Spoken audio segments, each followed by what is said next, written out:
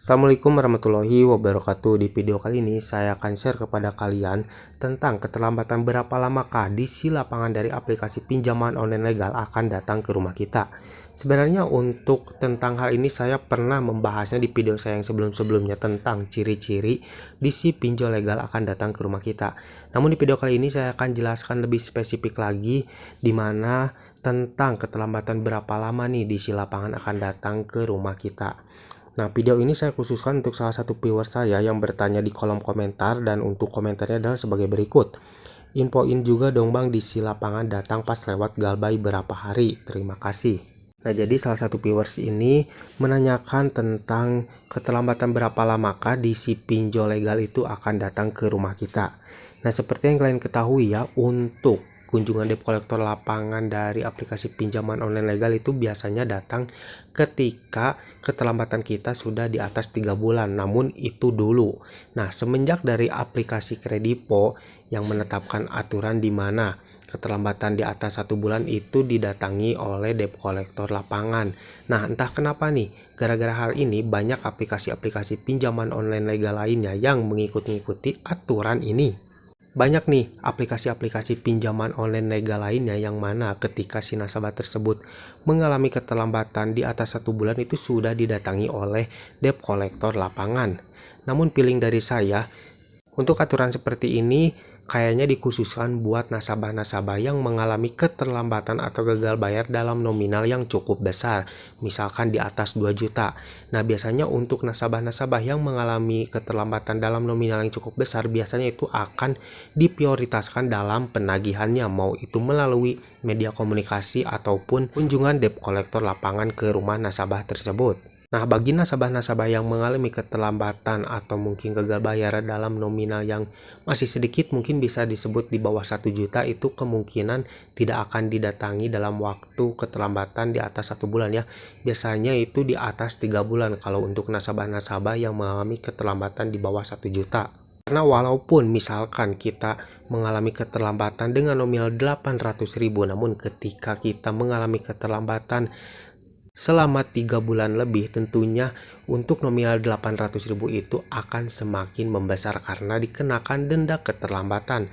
Nah, ketika si nominal tersebut sudah besar, tentunya tim debt collector lapangan pastinya akan datang ke rumah kita.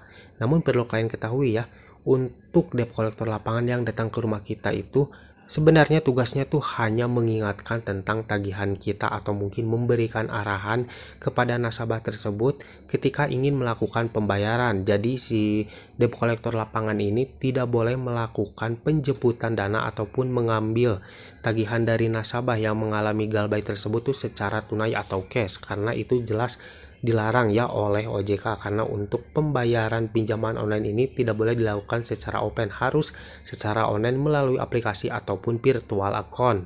Jadi buat kalian yang mungkin dikunjungi oleh debt collector lapangan dan meminta tagihan kalian secara cash atau tunai, kalian jangan pernah memberikan uang sepeser pun, karena itu jelas dilarang. Jikalau kalian memberikannya, sama halnya kalian juga sudah melanggar aturan yang sudah ditentukan oleh OJK. Nah, jadi sebagai kesimpulannya, kapan DC lapangan dari aplikasi pinjaman online legal itu akan datang ke rumah kita? Tentunya untuk nominal yang cukup besar mungkin saja ya, untuk kunjungan debt collector lapangan itu akan datang ketika kita mengalami keterlambatan di atas 1 bulan.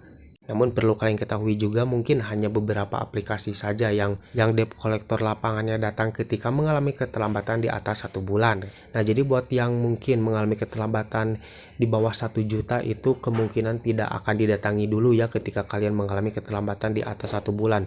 Nah, kemungkinannya akan dikunjungi oleh debt collector lapangan ketika keterlambatan kalian itu sudah di atas 3 bulan. Namun di sini saya kasih saran atau peringatan kepada kalian ya, sebenarnya tidak ada yang ditakuti dengan debt collector lapangan atau kunjungan debt collector lapangan, karena jikalau kita bisa tenang, kita tidak panik dalam hal ini, tentunya itu tidak akan terjadi apa-apa ya. Karena tugas debt collector lapangan yang seperti tadi saya bilang ya, tugas debt collector lapangan itu adalah hanya mengingatkan tagihannya, tidak boleh melakukan penagihan secara tunai, apalagi mungkin mengsita barang-barang yang ada di rumah kita. Jadi ketika ada debt collector lapangan ke rumah, kalian tidak boleh takut, kalian tidak boleh panik, kalian harus tenang ya, bicara apa adanya ketika debt collector lapangan datang ke rumah kalian. Dan perlu kalian ketahui juga nih, tidak semua aplikasi pinjaman online legal itu memiliki debt collector lapangan. Hanya aplikasi-aplikasi pinjaman online legal tertentu saja ya yang sudah memiliki debt collector lapangan. Bahkan masih banyak nih aplikasi-aplikasi pinjaman online legal yang tidak memiliki DC lapangan sampai saat ini. Semoga video ini bermanfaat buat kalian. Terima kasih yang udah nonton. Jangan lupa like dan juga share ke teman-teman kalian. Dan tetap dukung channel ini agar semakin berkembang dengan cara klik subscribe di bawah. Sampai jumpa di video selanjutnya. Assalamualaikum warahmatullahi wabarakatuh.